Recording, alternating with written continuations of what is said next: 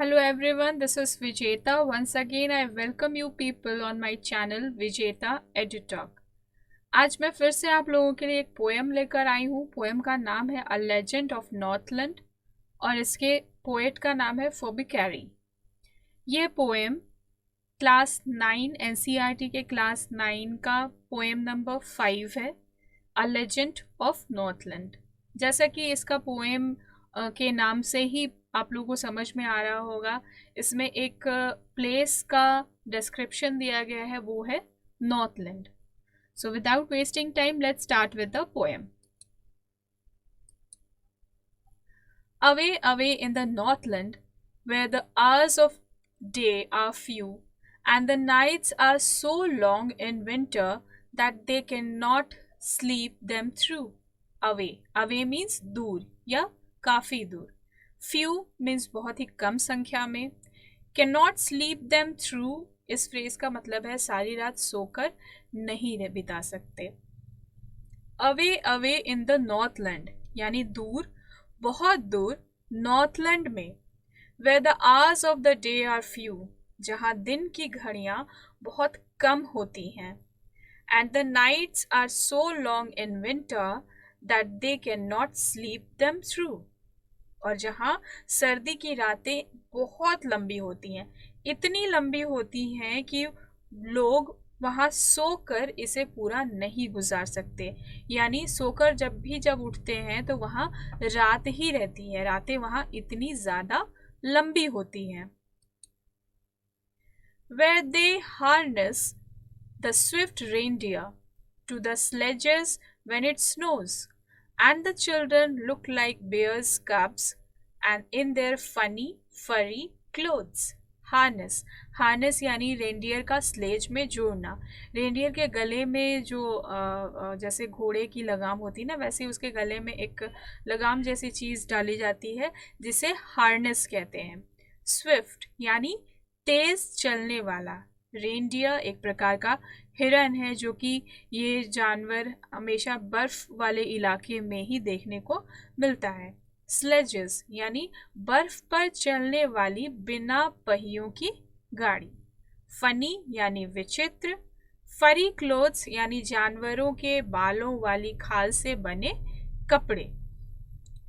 Where they harness the swift reindeer, जहाँ वहाँ के लोग, जहाँ बर्फ पड़ती है वहाँ पर रेनडियर पालते हैं. और ये जो रेनडियर होते हैं इनको वो लोग हार्नेस के सहारे स्लेज में जोड़ते हैं. To the sledges when it snows, जब बर्फ गिरती है, जब वहाँ पर बर्फ गिरती है तो तेज दौड़ने वाले. स्विफ्ट यानी तेज दौड़ने वाला. तेज दौड़ने वाले रेंडियर को बर्फ की गाड़ी से, बर्फ पर चलने वाली गाड़ी से बांधते हैं. And the children look like bears cubs, और वहाँ के बच्चे ऐसा लगता है जैसे शावक है, रीछ के शावक. बियर्स कप्स यानी रीछ के शावक है. क्यों ऐसा क्यों लगता है? इन देयर फनी फरी क्लोथ्स, क्योंकि वो बड़े अजीब से, बड़े विचित्र से जानवरों के बाल वाली खाल से बने कपड़े पहने होते हैं, इसलिए वहाँ के बच्चे रीछ के बच्चों की तरह फनी यानी विचित्र दिखाई देते हैं. They tell them a curious story. I don't believe it's true. And yet you may learn a lesson if I tell the tale to you. Curious, curious यानी विचित्र. Learn a lesson यानी शिक्षा या पाठ सीखना. Tale यानी कहानी. They tell them a curious story. वहाँ के लोग वहाँ के बच्चों को एक विचित्र कहानी सुनाते हैं. I don't believe it's true. मैं विश्वास नहीं करता कि ये कहानी सच्ची है. And yet you may learn a lesson if I tell the tale to you. लेकिन फिर भी यदि मैं वो कहानी आपको सुनाऊं तो शायद आपको कुछ शिक्षा आप ग्रहण कर सके या कुछ पाठ आप सीख सके. Once, when the good Saint Peter lived in the world below and walked about it preaching just as he did, you know. Saint Peter कौन थे? ईसाइयों के महान संत थे। वर्ल्ड बिलो यानी स्वर्ग के या नीचे पृथ्वी पर। प्रीचिंग यानी उपदेश देते हुए। Once when the good Saint Peter lived in the world below, ये एक बार जब भले सेंट पीटर अब वो स्वर्ग में है, लेकिन जब वो पृथ्वी में थे, स्वर्ग के नीचे पृथ्वी में थे यानी जिंदा थे, and walked about it preaching just as he did you know, जैसा कि आप जानते हैं और जैसा कि उनकी आदत है, आदत थी, उपदेश देते हुए वो इधर उधर घूमते फिरते थे। He came to the door of a cottage in traveling round the earth, where a little woman was making cakes and baking them on the hearth. Baking यानी भट्टी पर पकाना या सेकना। hearth यानी भट्टी। He came to the door of a cottage in traveling round the earth. एक बार की बात है, वो पृथ्वी का चक्कर लगाते हुए एक कुटिया के द्वार पर आए। कॉटेज यानी कुटिया, कुटिया के द्वार पर, दरवाजे पर आए। Where a little woman was making cakes, जहाँ पर एक छोटे कद की औरत केक बना रही थी। And baking them on the hearth, और उसे भट्टी पर सेक रही थी। And being faint with fasting for the day was almost done, he asked her from her store of cakes to give him a single one. फेंट का मतलब यहाँ पर है कमजोर हो जाना या बेहोश होना। फास्टिंग उपवास रखना। स्टोर यानी भंडार। एंड बीइंग फेंट विथ फास्टिंग, वो पूरे दिन उपवास थे और वो उपवास होने के कारण उनको बेहोशी आ रही थी या वो कमजोर हो गए थे। For the day almost done, क्योंकि वो पूरा दिन फास्टिंग में थे, उपवास थे, उन्होंने कुछ भी खाया नहीं था, इस वजह से वो कमजोर हो गए थे या बेहोश हो रहे थे, कुछ भी आप ले सकते हैं। He asked her from her store of cakes to give him a single one. उन्होंने उस छोटे कद की औरत को उसके केक के भंडार में से एक केक देने के लिए कहा। So she made a very little cake, but as it baking lay, she looked at it and thought it seemed too large to give away. Seemed यानी प्रतीत हुई या प्रतीत होती थी। तो इसलिए उस सेंट पीटर को देने के लिए उसने जब एक छोटा सा केक बनाया, सेंट पीटर ने उसे केक मांगा और इसलिए उन्हें देने के लिए उस औरत ने एक छोटा सा, बहुत ही छोटा सा केक बनाया, लेकिन जैसे ही उसने उसे सेकने के लिए डाला, बट एज इट बेकिंग ले यानी जैसे उसने उसे सेकने के लिए डाला, शी लुक्ड एट इट, उसने उसकी ओर देखा, and thought it seem too large to give away, यानी उसे देखने को उस केक को जब वो बेक करने डाली तो जब उसने देखा उस केक की ओर तो सोचा कि ये देने के लिए किसी को बहुत बड़ा प्रतीत हो रहा था, बहुत बड़ा लग रहा था। Therefore she needed another one and still a smaller one, but it looked when she turned it over as large as the first had done.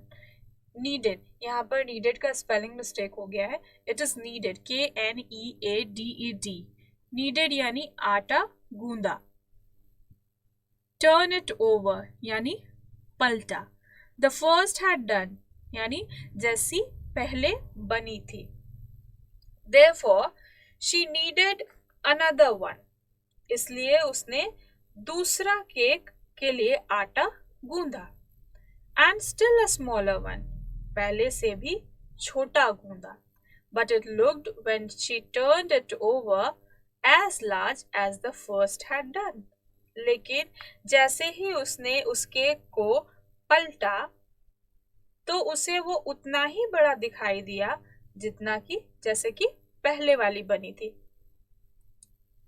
यहाँ पर इस लेडी का सेल्फिशनेस दिखाया जा रहा है कि वो पहले तो बहुत छोटा सा केक बनाई थी, लेकिन जब उसने दूसरा गूंदा वो उससे छोटा उसने लोई लिया, लेकिन फिर जब उसको वो भट्टी पर पकाने लगी तो वो उसको ऐसा लगा जैसे वो दूसरा वाला भी पहले वाला जितना ही बड़ा था.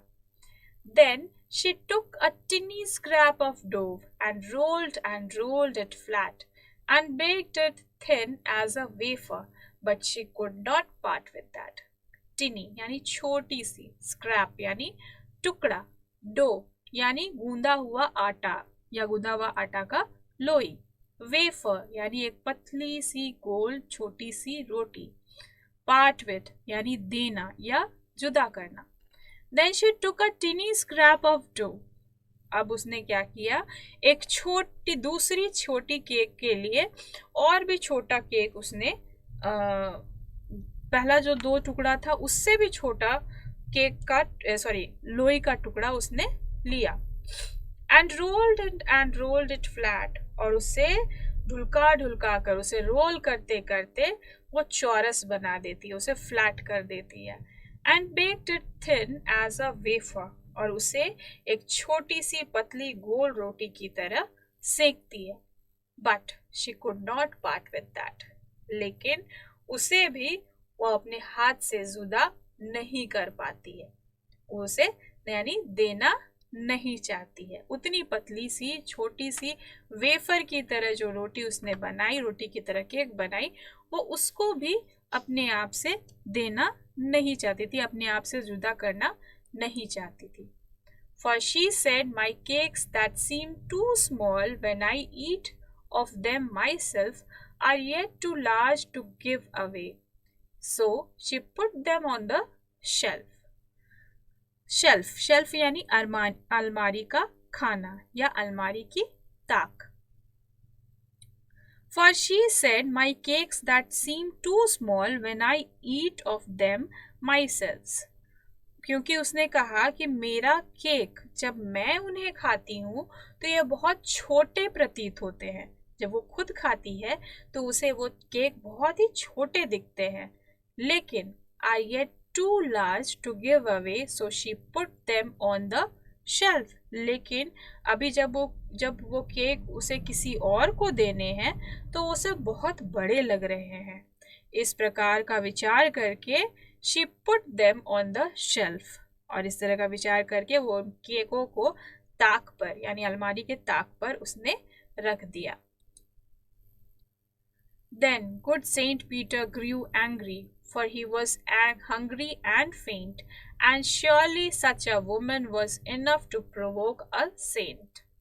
Faint यानी कमजोर होना या बेहोश होना, surely यानी निश्चित रूप से, provoke यानी उत्तेजित करना, उकसाना. Then good Saint Peter grew angry. अब सेंट पीटर एंग्री हो जाते हैं, गुस्सा हो जाते हैं. For he was hungry and faint, क्योंकि सेंट पीटर पहले से ही भूखे और कमजोर हो चुके थे.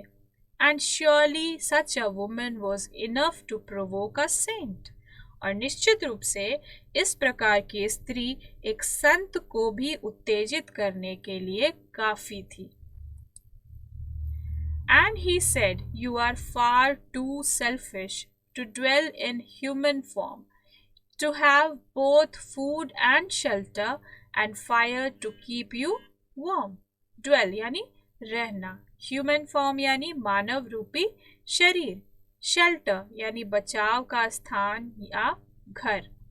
And he said, you are far too selfish. अब सेंट पीटर उसे नाराज होकर, उसे गुस्सा होकर कहते हैं कि तुम बहुत स्वार्थी हो, बहुत ही ज्यादा स्वार्थी हो, इतनी स्वार्थी हो कि तुम मनुष्य रूप में रहने के लायक नहीं हो. To dwell in a human form में रहने के लायक नहीं हो. To have both food and shelter and fire to keep you warm, और तुम इस योग्य भी नहीं हो कि तुम्हें दोनों वक्त का भोजन और निवास यानी रहने के लिए बचाव का स्थान या घर तुम्हें मिले, तुम्हें अपने आप को गर्म रखने के लिए आग भी मिले, तुम इसके भी लायक नहीं हो. ऐसा सेंट पीटर गुस्सा होकर, नाराज होकर कहते हैं. Now You shall build as the birds do, and shall get your scanty food by boring and boring and boring all day in the hard dry wood. Build यानी बनाओगी, यहाँ पर घोंसला बनाओगी.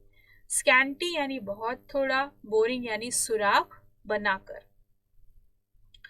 Now you shall build as the birds do. अब तुम उसी प्रकार से घोंसले बनाओगी जिस तरह से पक्षी बनाते हैं, जिस तरह से चिड़िया अपना घोंसला बनाती है, उसी प्रकार तुम भी घोंसले बनाओगी. And shall get your scanty food by boring and boring and boring all day in the hard dry wood. वो कहते हैं कि और सारा दिन तुम सख्त सूखी लकड़ी पर सुराख बना बनाकर, छेद बना बनाकर तुम्हें बहुत ही थोड़ा सा खाना मिलेगा, बहुत ही थोड़ा सा भोजन तुम्हें मिलेगा, तुम इस लायक हो. Then up she went through the chimney, never speaking a word, and out of the top flew a woodpecker, for she was changed to a bird. Chimney यानी छत में से धुआं निकलने का स्थान. woodpecker यानी कटफोड़ा पक्षी. Then up she went through the chimney, और फिर वह कुटिया की चिमनी में से होकर बाहर निकल गई. नेवर स्पीकिंग अ वर्ड, बिना कोई शब्द बोले. And out of the top flu a woodpecker, और उस चिमनी के ऊपर से एक कटफोड़ा पक्षी बाहर निकला. For she has change to a bird, क्योंकि वह अब एक पक्षी में बदल चुकी थी, एक पक्षी के रूप में वो परिवर्तित हो चुकी थी. She had a scarlet cap on her head, and that was left the same, but all the rest of her clothes were burnt black as coal in the flame. यहाँ cold mistype हो गया है. It is coal, COAL. Scarlet यानी सिंदूरी रंग. Left the same यानी उसे वैसा ही छोड़ा गया या उसी तरह का वो रह गया. Rest of यानी बाकी के, कोल यानी कोयला, फ्लेम यानी आग की लौ. She had a scarlet cap on her head. उसके सिर पर एक सिंदूरी रंग की टोपी थी. And that was left the same, और सिर्फ वही था जो उस तरह का पहले जैसा ही रह गया, अब उसे वैसा ही वह छोड़ा गया. But all the rest of her clothes were burnt black as a coal in the flame. और उसके बाकी के जो कपड़े थे वो आग की लौ में जलाकर कोयले जैसे काले हो गए या कर दिए गए. यानी जैसे ही सेंट पीटर ने उसे कर्स किया, वो तुरंत उस वहाँ की जो चिमनी थी उसके अंदर चली गई, और वहाँ चिमनी के ऊपर जो छत पे जो चिमनी का पोर्शन खुलता है, वहाँ से एक बर्ड के रूप में चेंज होकर वो निकली. और चूंकि वो औरत भी एक स्कारलेट कैप अपने सर हेड पर पहनी हुई थी, वो सेम रह जाता है कटफोड़ा पक्षी के रूप में. वो जब वो बाहर आती है उसके हेड पर भी वही स्कारलेट कैप रहता है जो कि सिंदूरी रंग का था. और बाकी जो उसके कपड़े थे वो कोयले की तरह जल के काले हो जाते हैं आग की लौ में. And every country schoolboy has seen her in the wood where she lives in the trees till this very day, boring and boring for food. और उसे प्रत्येक स्कूल जाने वाला जितना भी कंट्री स्कूल बॉय है, यानी देहाती स्कूल जाने वाले जितने भी बालक हैं, has seen her in the wood, उसे जंगल में सबने देखा है. where she wood यानी जंगल. where she lives in the trees till this very day मतलब आज तक. boring and boring for food, और वह आज के दिन भी वृक्षों में ही रहती है, यानी आज तक वो वृक्षों में ही रहती है और खाने के लिए लकड़ी में छिद्र पर छिद्र यानी सुराख पर सुराख करती रहती है. इस पोएम में हम लोगों ने ये सीखा कि वो इतनी ज़्यादा सेल्फिश थी कि उसे एक पतली रोटी के समान भी केक देना सेंट पीटर को गवारा नहीं था। वो बहुत ही सेल्फिश लेडी थी। इसलिए नाराज होकर, क्रोधित होकर सेंट पीटर ने उन्हें श्राप दिया, उसे कर्स दिया कि वो इंसान के रूप में रहने लायक नहीं है। और चूंकि वो लोभी थी, लालची थी, तो उसे वो कर्स करते हैं कि तुम अपने भोजन के लिए भी हार्ड ड्राई वुड में, हार्ड ड्राई लकड़ी में सुराख पर सुराख करोगी, और उतना मेहनत करने के बाद भी तुम्हें बहुत थोड़ा सा भोजन मिलेगा। तो ये स्टोरी से हमें ये समझ में आता है कि लालच करना, स्वार्थी होना, ये बहुत ही गलत बात है। हमें हमेशा नीडी लोगों की मदद करनी चाहिए। सो आई होप कि ये पोएम आप लोगों को क्लियर हो गया होगा। ये पोएम की जो स्टोरी है वो भी आप लोगों को ज़रूर पसंद आई होगी। If it is so, please like my video, share it with others those who need it, and subscribe my channel for further videos. Thank you.